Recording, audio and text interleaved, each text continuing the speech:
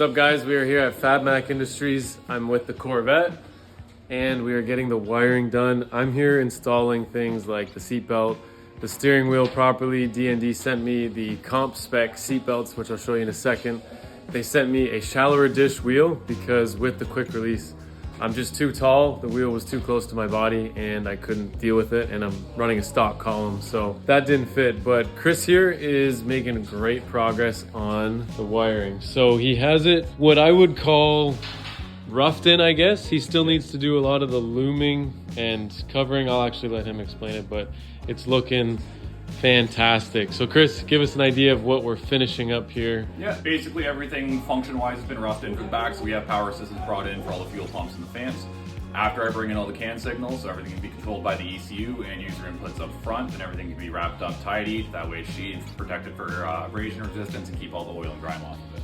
And tell us about the Link ECU Razor PDMs and why you're running 2 of them back here and things like that. Each of these units is good for 100 amps. So we've got 4 high output channels and 8 low output channels. We just got a lot going on back here. 2 primary pumps there along with our support lift pump. So that's a good amperage draw there, along with our 2 big fans, an electric water pump nestled down in there as well. So we just have to make sure between the 2 that we've got power distributed evenly. That way everything can operate functionally without having to worry about any current drops. And also gives us the ability to add in later if we want to, with smaller channels for things like underglow, work lights. And it's also going to give us the option to tie in for some really cool sensors like a shock potentiometer, so we know what the wheel speed travel are, and as well as tire temperature sensors. And those can all operate through the PDMs as well, grabbing their power signal, sensor grounds, and then feeding that information back into the ECU up front. Do you have that little tire temperature sensor? I do. This is cool. Infrared, fancy, sent over by my brother. He kind of spec'd it out and picked it, but this is what that looks like. So this is going to be what he told me, measuring the tire's temperature based on 32 different points on the tire. I guess it's got quite a broad range of measuring distance, and he can set it up so that you can read the outside of the tire versus the inside, and then you could actually calculate your tire and camber wear based on that. So if the outside's too hot or too cold, you know the camber adjustments that you need to make. Now I'm going to show you the seats. Got the seat belts in. I had to anchor back through this piece to get the right angle, but this is the comp spec seat belts. This is sick. This thing, pulling on this to make any adjustments, I have it set perfectly, but basically you pull that or you pull this and it perfectly lengthens or shortens it really easily. So usually you don't have like a little pull here. Usually it's just the strap. And then these, I've seen these before, but that basically makes it easy to get the strap longer. These make it easier to make it tighter. Comp spec, FIA rated. I've got it attached on the roll cage, very tight to the firewall, as you can see, but I'm installing those and getting it set up with the Seika's, hopefully I'm saying that right, comp spec seat, which is here. You can see I've got that done as well.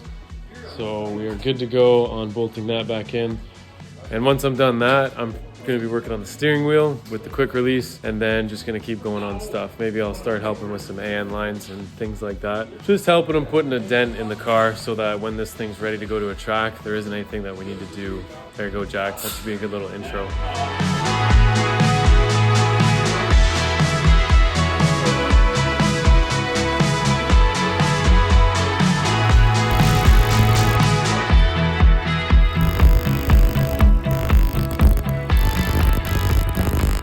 That's it. I've been here for a couple days and I did a bunch of work on a bunch of stuff. Just things that I want to make sure I got out of the way before the car goes on the dyno. I did mount one of the potentiometers on the rear in the best location that I could come up with for it to be out of the way of any possible damage. So I'll show you that here. Just connects to the roll cage and then attaches to this sway bar bracket using very small hardware. Hopefully if something bad happens, that little hardware will fail before it wrecks the expensive equipment. But if it doesn't, I tried.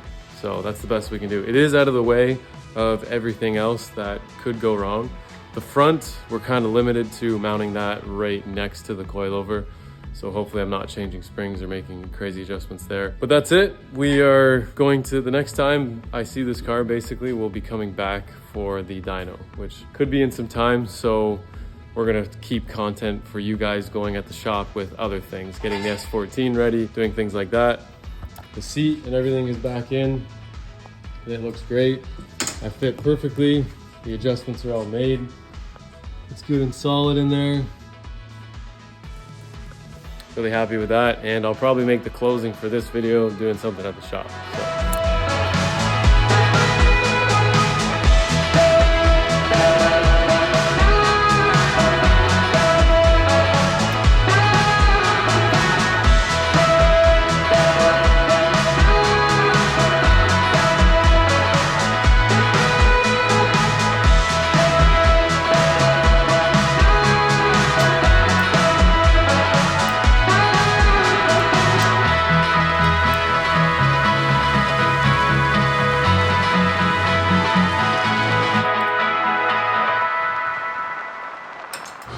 Back at the shop, and I'm just gonna go over some of the updates that we've done to the building over the last like 4 or 5 days. Right before I left, we got our new ST20Y machine. We updated our machining center, basically the room that all of our CNC machines sit in. Painted the walls, made everything look nice. The only thing we have to do now is just add some lighting to the ceiling.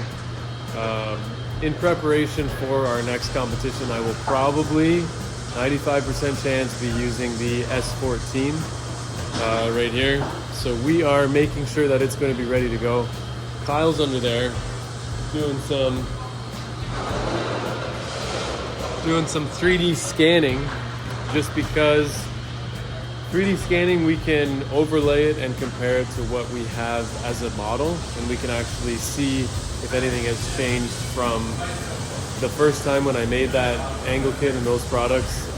Those were about 4 years old, and seeing if there's any change now, and we're just going to do a couple of things with that scan to see if we can improve anything. But behind me is the new CNC shop, so I'm going to do a walk around. I'm going to try and point at some things. This is one of the lathes that we just got from the school. So Loyalist College gave us 2 of these and donated them. Here is the new shop area. This is the lathe that we've always been running, so it is currently paused so that you guys can hear me talking. But the new machine is what we're here to show you. It's called an ST20Y. It looks like it could pretty much eat the ST15 for breakfast, but this is it. And I'm gonna get Dylan to go over the details of the machine. So here we have a bar feeder. This is where we load the material into, and it feeds the machine. The ST20Y, the Y stands for an additional axis. And Dylan, come over here and let's go over cool things that car people can understand. Horsepower, RPM, okay. All the cool stuff. Okay, horsepower is going to be the same. It's a 20 horsepower motor on the spindle. We got a 4K spindle, exact same thing as the ST15 over there. The big difference is going to be our driven tools. So this is a BMT turret. Underneath this little cover right here, there's going to be a dog for our live tools. And you know what? I think that we unpackaged already quickly. So this guy, this guy will sit right in where that little adapter was that you just showed. There will be a collet sitting in here. This will bolt onto the turret itself. And you can spin the end, right? Yeah. Just like that. So yeah, there's a good... So these 4 bolts, these 4 holes, sorry, line up with these threaded holes, and this cap comes off, and that piece drops in here and gives you a end mill that you can then machine. End mill, drill, chamfer, basically any rotating tool that you need to, right? So yeah, so it basically gives us the ability to use things like this, but in a lathe, which allows us to make parts like, let's go, come on. Here we go. Here. One of these. So this part requires 2 operations. On the lathe, we turn the cylinder, basically the maximum OD of whatever the shape needs to be, and then we take this piece and we stick it in here like that, and we mill the hex on it so that we can use a wrench on this part. But now we are able to do this part in one operation on this lathe, saving us tons of setup time, tons of transfer time and moving parts over and programs. It's all going to be done in one operation. The machine's expensive, but over time, this is going to save us a lot of time. Time is money, time is everything. This is a big deal for us. Dylan, do you accept the challenge for programming another axis on the lathe? Absolutely. And how difficult do you think it's going to be? I mean, coming into this, I had a lot of experience on the mills already, not so much on a CNC lathe. And we're, what's this, a year and 2 months into the ST15. I was kind of learning how to do all of the programming on that. We've got 30,000 parts off of it already, and I'm pretty comfortable with it. So yeah, adding another axis in, I think that'll be more of the simple part, nailing down the live tooling and figuring out just how aggressive we can be with it. Because an end mill in the mill, like that's going to be a little more sturdy, right? So kind of doing our slotting, doing our profiles, milling on the lathe itself. That'll be a little bit of a learning curve, but I think give us a month and a half, I think we'll be off to the races, right? So we've already got the controllers. It's the exact same controller setup. We're still using Fusion. Fusion has pretty good support for live tooling as well and profiles. So yeah, I think it's just going to be hopefully a little bit quicker of a learning curve even than the ST15.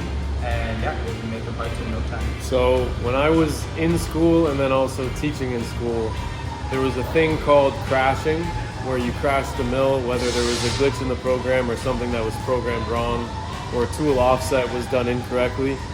Dilly's been here for almost 2 years, like a year and 10 almost months. 2 years, and in that time we've bought 3 CNC machines. When he first got hired, we bought this machine. Then shortly after, 6 months in, we bought that machine, and now we just bought this machine. The cool thing is, Dilly has never crashed anything. I'd knock on some wood. Wait. Yeah.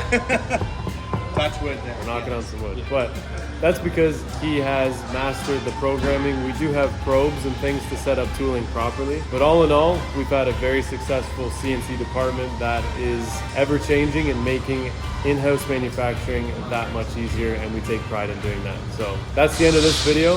Thanks for watching. That is the updates to the shop. Hopefully the next videos or soon to come are going to be the Corvette on the dyno doing some crazy things. See you on the next one. Subscribe, share it. See you later.